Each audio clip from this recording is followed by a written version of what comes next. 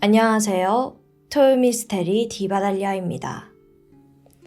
스키토키 메키토키스 라는 주문을 외치면 수많은 여성들이 따라붙는다. 이 말 믿을 수 있으시겠어요? 놀랍게도 일본에서 이 주문을 외쳐서 수많은 여성들을 끌어들이고 일부 다처제 생활을 했던 한 남성이 있습니다. 심지어 2023년에요.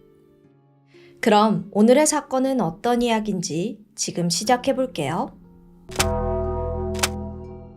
2023년 2월 7일, 아직 마을 주민 대부분이 잠들어 있던 새벽 6시, 일본 도쿄도 히가시야마토시에 위치한 3층짜리 단독주택에서 소란이 벌어졌습니다.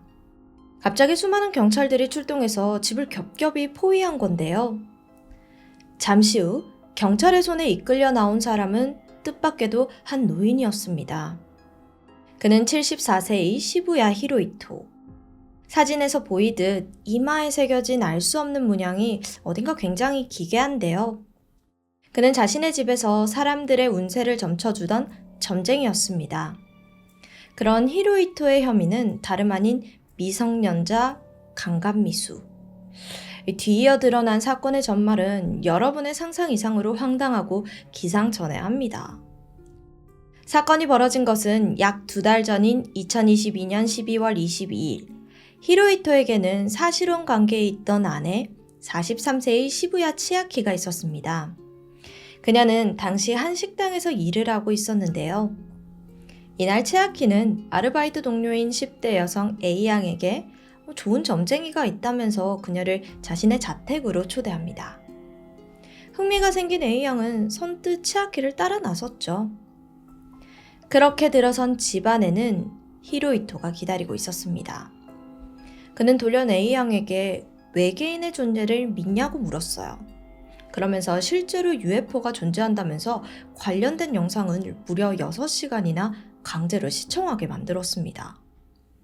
불편함을 느낀 A양이 이 자리를 좀 벗어나고자 했지만 이것도 쉽지가 않았어요. 히로이토는 봤지? 너도 외계인에게 끌려가면 산채로 껍질이 벗겨지고 잡아먹힐 거야. 이렇게 말하면서 공포 분위기를 조성했습니다. 그리고 덧붙인 말이 참 가관인데요. 죽고 싶지 않으면 나랑 자야 해. 황당한 주장이 아닐 수 없습니다. 그러나 히로이토는 굉장히 집요했어요. 그는 10대 여성에게 계속해서 자신이 특별한 존재임을 과시했고요. 어디서 났는진 모르겠지만 UFO 관련 회원증을 보여주기도 했습니다. 그녀는 얼마나 두려웠겠어요. 결국 그녀는 강간당하기 직전의 상황에서 간신히 집을 탈출하는 데 성공했죠. 하지만 히로이토의 협박은 그게 끝이 아니었습니다. 만일 경찰에 신고할 경우 네가 큰 화를 입을 거라는 경고였죠. 다행히 집으로 돌아간 A양은 한동안은 두려움에 떨면서 그날 일을 숨길 수밖에 없었습니다. 하지만 고민 끝에 가족에게 이 사실을 알렸고 마침내 가족의 신고로 경찰이 출동했던 겁니다. 경찰이 자택에 방문했을 때 히로이토는 체포당하지 않으려고催涙스프레이를 뿌리면서 저항을 했는데 그 모습이 진짜 비굴한 모습이었다고 해요. 사건은 금세 언론을 통해 전해졌습니다. 70대 점쟁이가 미성년자를 유인해서 성폭행하려는 것도 충분히 역겨워요. 하지만 사건에는 또 다른 의구심이 있었죠. 바로 공범이었던 40대 여성 시부야 치아키. 자, 이 둘의 관계를 조금 더 살펴보면은 정확히는 둘은 과거 결혼을 했다가 현재는 이혼한 상태예요. 그러니까 전처인 거죠.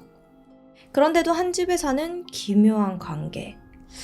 게다가 30살에 가까운 나이 차이까지 나는데 도대체 치아키는 왜 70대 전 남편 곁에 남아서 그의 범행을 적극적으로 돕고 있었던 걸까요? 그 의문은 곧 히로이토의 과거를 통해 밝혀졌습니다. 사실 그는 당시로부터 17년 전 또 다른 사건으로 일본을 발칵 뒤집어 놓은 범죄 사건의 용의자였습니다.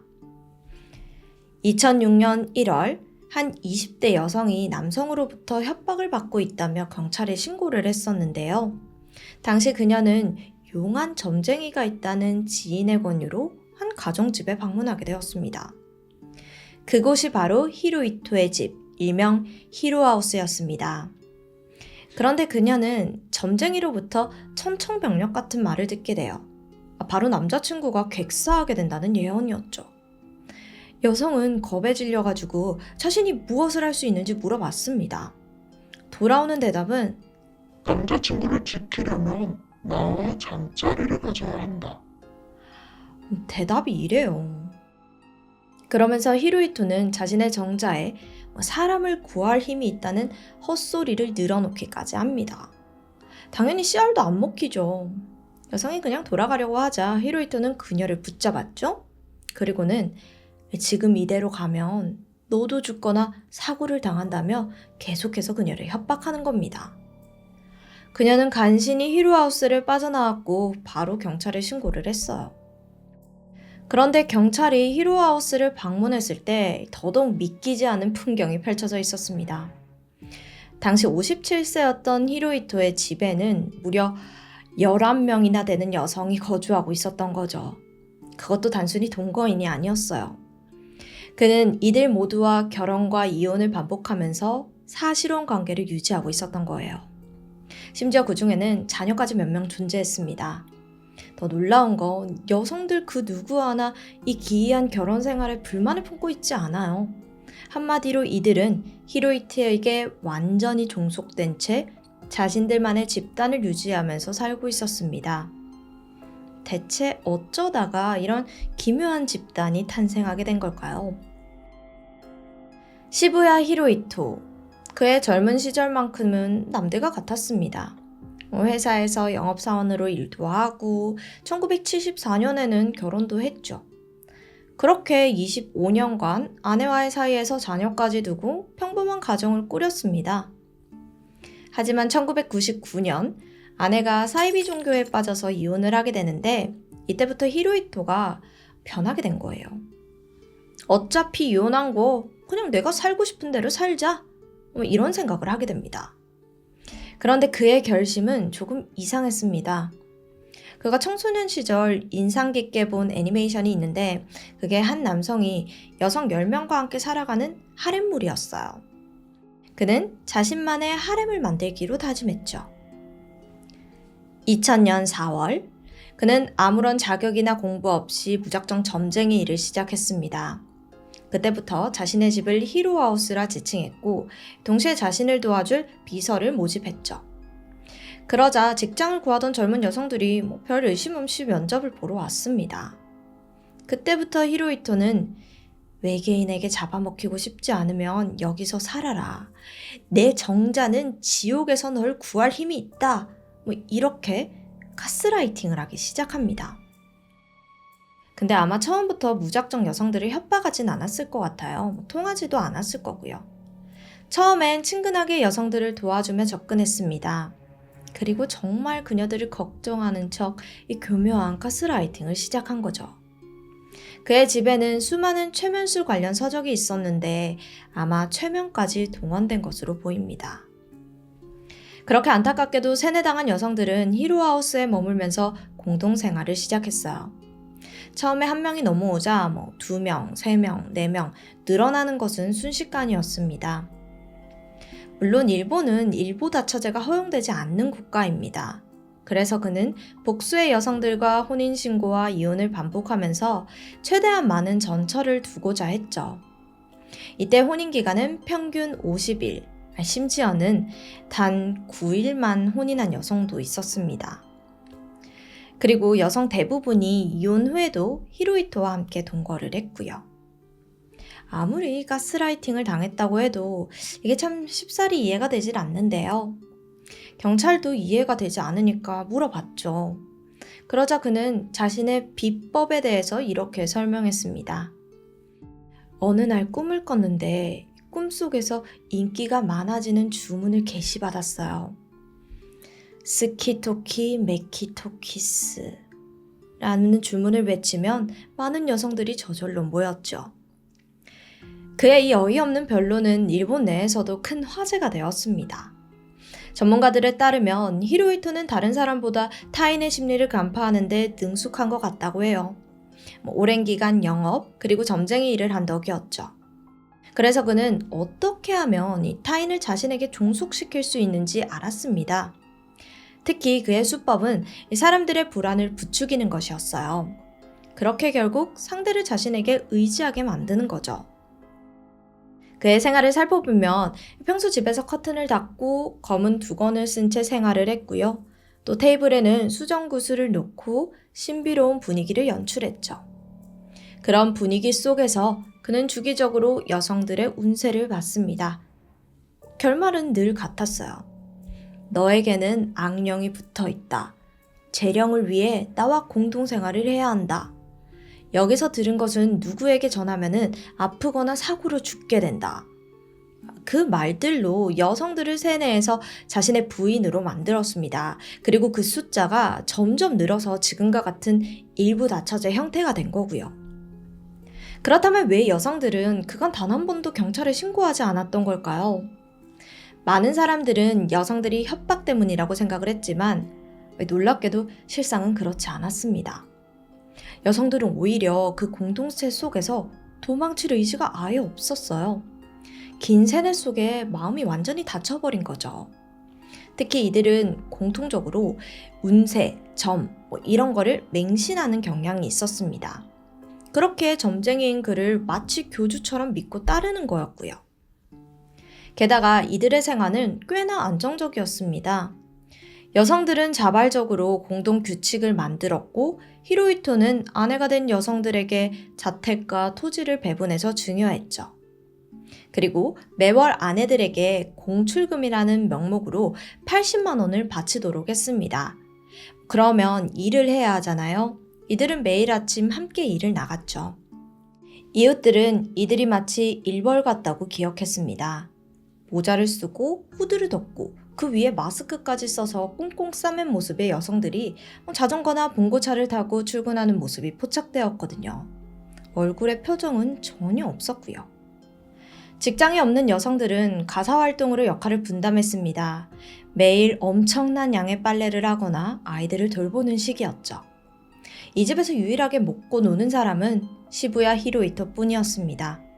그리고 그가 세운 몇 가지 규칙들이 있어요. 아내들은 대부분 허리까지 오는 긴 머리에 미니스커트 같은 복장이어야 하고요. 5시 이후에 외출하는 것은 금지입니다. 밤길이 위험하다는 이유로요. 그리고 저녁 7시에는 모두가 모여 함께 식사를 하고 규칙적인 생활을 유지해야 합니다. 이들의 생활은 굉장히 안정적이었어요. 아내들이 열심히 일을 한 덕인지 꽤나 부유했거든요. 다 같이 하와이 여행을 가거나 초등학생이 된 아이들은 학비가 비싼 국제학교에 다니죠. 물론 여성들 중에서는 딸을 걱정해서 직접 히로하우스를 찾아온 가족들도 있었습니다. 20대 젊은 딸이 50대 중년 남성과 결혼을 했는데 심지어 그게 일부 다처제 공동생활이라면 그 어떤 부모가 받아들일 수 있겠어요. 하지만 그때마다 정작 당사자, 그러니까 본인이 떠나는 것을 완강히 거부했습니다. 그럼 부모 또한 손을 쓰지 못하고 내쫓길 수밖에 없었죠. 아무래도 여성들 또한 이곳은 안전하다라는 식의 사고가 굳어진 것으로 보입니다. 이런 히로하우스의 실체가 드러난 게 아까 앞에 말씀드렸듯이 2006년인데 이때 히로히토에게 협박을 당한다는 신고였습니다. 때문에 시부야 히로히토는 당시 협박과 강요죄로 징역 1년 6개월형에 집행유예 4년의 판결을 받았죠. 하지만 놀랍게도 그 이후 달라진 건 아무것도 없었습니다. 히로히토의 주장에 따르면 그는 여성들에게 너희 친가로 돌아가라. 나 이제부터 혼자 살겠다고 제안을 했다고 합니다. 하지만 대려 여성들이 이걸 거절했고요.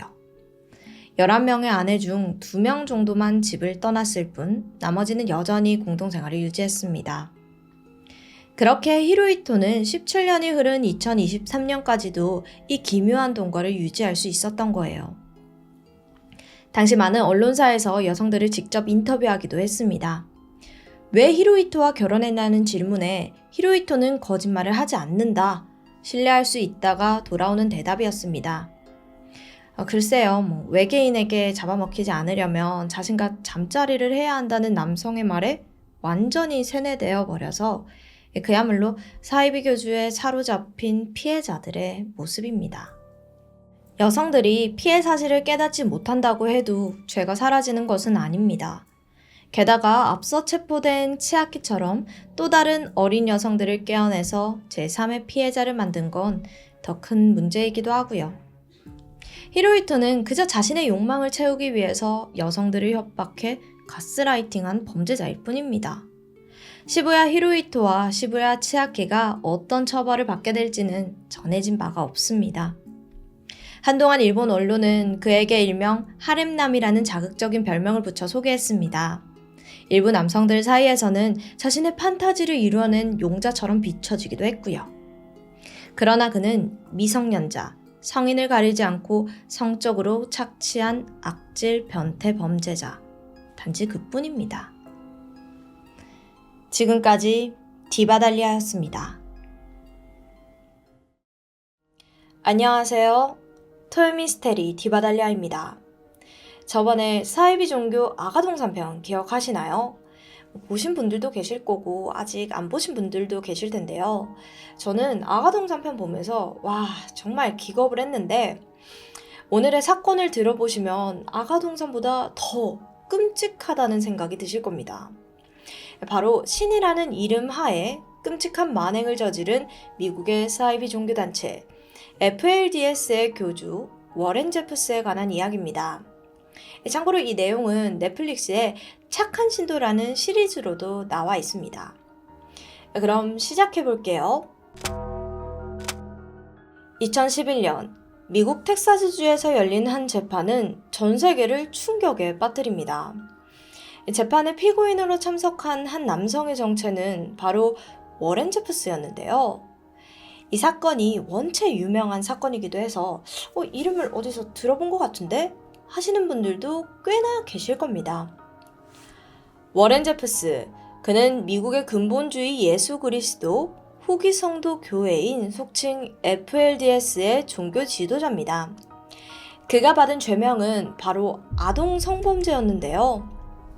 더 놀라운 건 이것 말고도 제프스에게는 법적 배우자 1명을 제외하고 78명의 배우자가 있다는 사실도 드러납니다.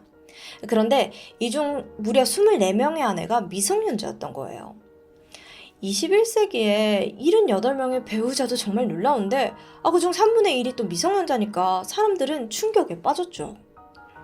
하지만 FLDS 신도들에게는 교리를 따르는 그저 평범한 일인 겁니다. FLDS는 미국의 유명 종교 집단 모르몬교에서 분리되어 나온 집단입니다. 그래서 FLDS를 이해하기 위해서는 모르몬교에 대한 이야기부터 해봐야 되는데요. 간단하게 설명을 해보면 모르몬교는 1830년 요셉 스미스에 의해 창설된 교회예요. 그러다가 1843년에 요셉 스미스가 결혼 언약의 영원한 계시를 받았다면서 일부 다처제는 축복입니다 라고 설교합니다. 하지만 얼마 지나지 않아서 미국에서는 일부 다처제가 이 법으로 폐지가 되거든요. 왜냐하면 미국이 급격한 경제 성장을 겪으면서 여성 인권에 대한 이 사회적인 인식이 높아졌기 때문입니다. 그럼 일부 다처제를 설교했던 그 모르몬교는 어떻게 하겠어요? 당연히 종교의 생존을 위해서 법을 따라가야겠죠. 하지만 여기서 몇몇 신도들은 일부 다처제 폐지에 엄청난 반항을 일으켰어요. 그래서 일부 다처제를 유지하길 원하는 신도들이 따로 1929년에 모르몬교를 나와 FLDS를 설립합니다. 이때부터 그들은 미국의 애리조나와 유타주에 자신들만의 왕국을 세우고 그 안에서 은둔 생활을 하기 시작해요. 이때까지만 해도 FLDS는 일부 다처제를 따르는 것 말고는 모르몬교와 큰 차이는 없었습니다. 하지만 1986년 룰론 제프스가 새로운 지도자가 되면서 급격한 변화를 맞이하게 되는데요. 룰론 제프스는 FLDS 평의회를 해산시키고 자신만이 유일한 지도자로서 신도들에 대한 지배와 규제를 강화시켰습니다. 룰론 제프스는 일부 다처제를 주장하면서 많은 아내와 자녀들을 두고 지도자로서 군림하고 있었어요. 그러다가 2002년 9월, 룰론 제프스가 사망합니다. 근데 차기 지도자를 정해주지가 않아서 당장 이 종교를 이끌어갈 사람이 없었던 거예요. 모두가 붕 떠있을 그때 룰론 제프스의 아들 중 한 명이었던 워렌 제프스가 등장합니다. 그는 자신의 몸에 막 아버지가 들어갔다면서 지도자의 자리를 꿰차기 시작하죠. 많은 사람들을 설득하고 선동하면서 결국 권력을 잡게 된 워렌 제프스. 그런 그가 지도자가 되고 가장 먼저 한 행동이 뭔지 아세요? 룰론 제프스의 아내들과 결혼하는 겁니다. 네, 그러니까 자신의 어머니들과 결혼하는 거예요. 이건 룰론 제프스가 사망하고 일주일도 지나지 않은 시점이었습니다. 이때부터 워렌 제프스는 일부 다처제의 중요성을 다시 한번 설파해요. 남자들은 최소 3명의 아내를 둬야 영광스러운 길을 가는 거고, 또 여자들 남편에게 순종적이고 또 많은 아이들을 순풍순풍 낳는 게 그게 천국에 가는 길인 거예요. 이런 워렌 제프스의 설교는 큰 목적을 가지고 있었습니다. 바로 자신의 입지를 다지기 위해서였어요. 이 지도자는 곧 현신한 신이라면서 지도자의 말을 맹목적으로 믿고 실현함으로써 구원받을 거라고 세뇌시키고 있었죠. 그러나 사실 이 설교만으로는 사람들을 통제하기가 쉽지가 않잖아요. 그래서 일부 다처제를 하나의 도구로 이용한 겁니다. 워렌 제프스는 FLDS 안에서 일어나는 모든 결혼들을 주관했는데 그의 말을 따르지 않는 신도들도 분명 있을 거잖아요. 그럼 남성 신도들은 그냥 추방시켜버리고 미리 반란의 싹을 잘라버려요. 반면 자신의 말을 잘 따르는 남성 신도들에게는 어린 신부를 보상처럼 줌으로써 자신의 권력을 형성했습니다. 모든 남성 신도들은 워렌 제프스의 허락하에 결혼을 하고 성관계를 맺어야만 했죠. 워렌 제프스는 일부 다처제를 통해서 미혼모를 만들어내는 것 또한 중요한 목적으로 두었습니다. 왜냐하면 정부에서 나오는 미혼모 지원 제도를 악용해서 지원금을 손에 넣을 수 있으니까요. 이때 손에 넣은 지원금만 해도 하나로 80억 원, 그 이상이었다고 합니다.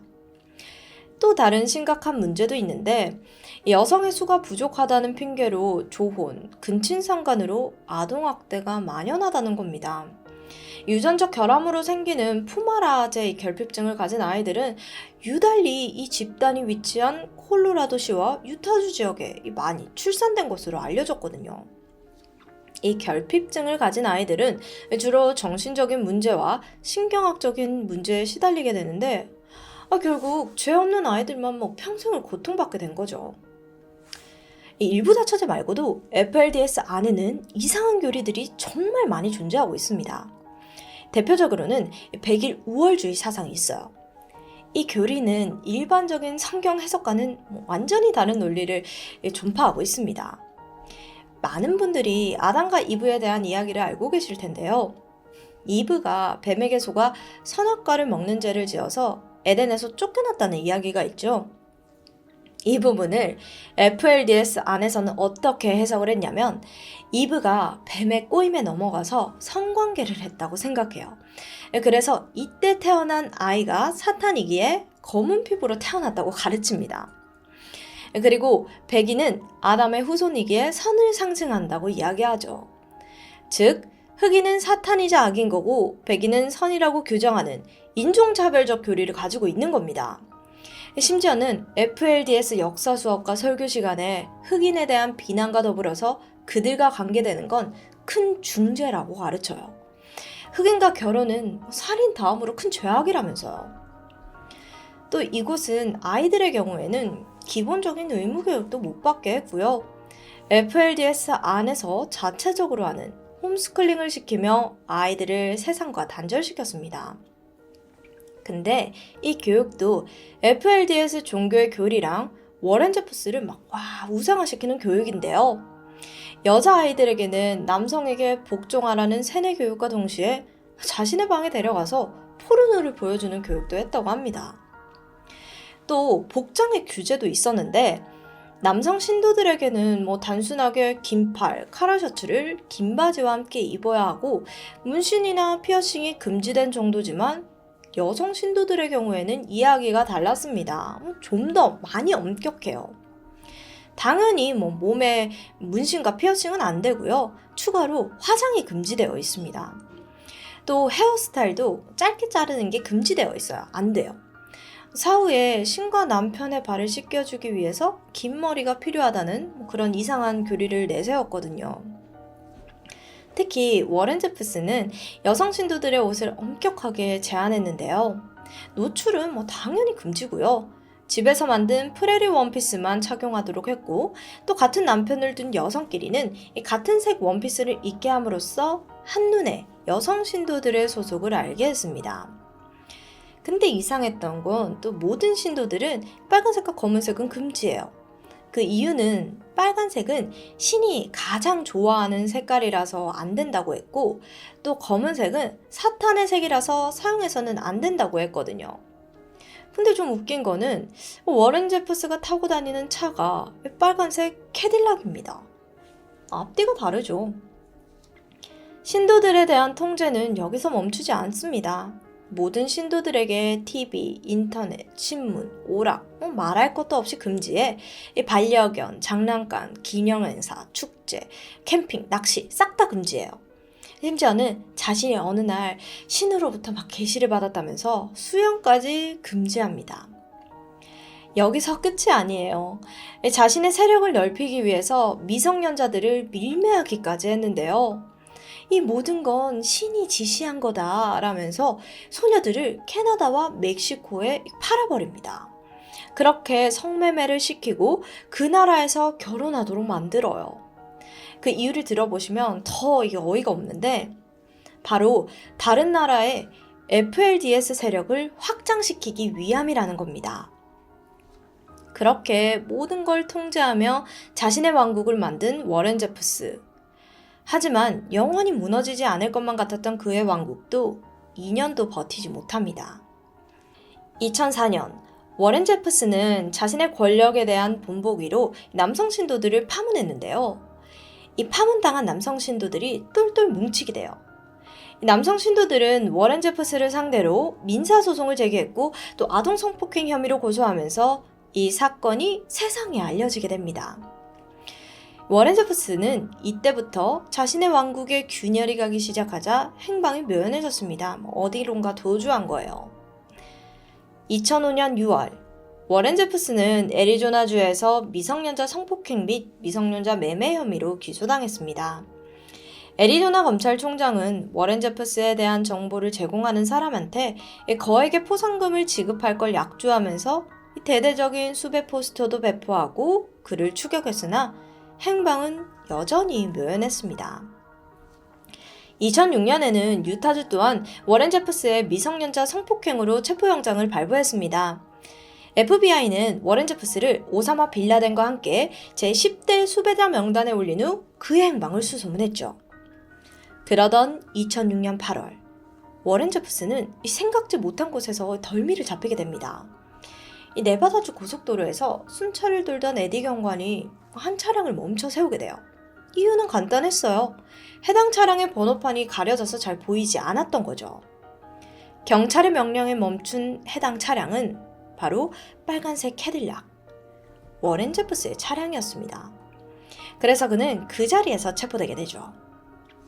아니 근데 당연히 차량 번호판이 가려져서 달리고 있으면 잡히잖아요. 그걸 생각 못하고 쌩쌩쌩쌩 달리고 있는 거 보면 저 바보가 어떻게 많은 사람들을 막 세뇌시켰는지 그저 신기할 뿐입니다.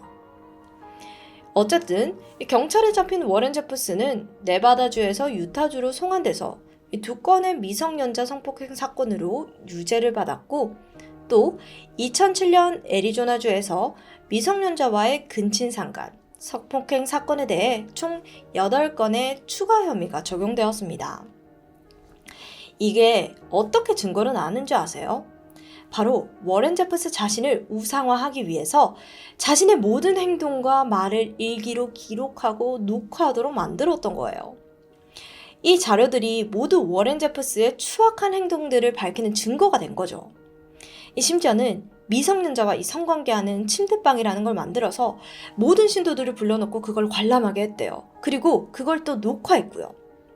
2011년 8월 워렌 제퍼슨은 20년간 가석방 없는 무기징역과 $10,000의 벌금을 선고받았습니다.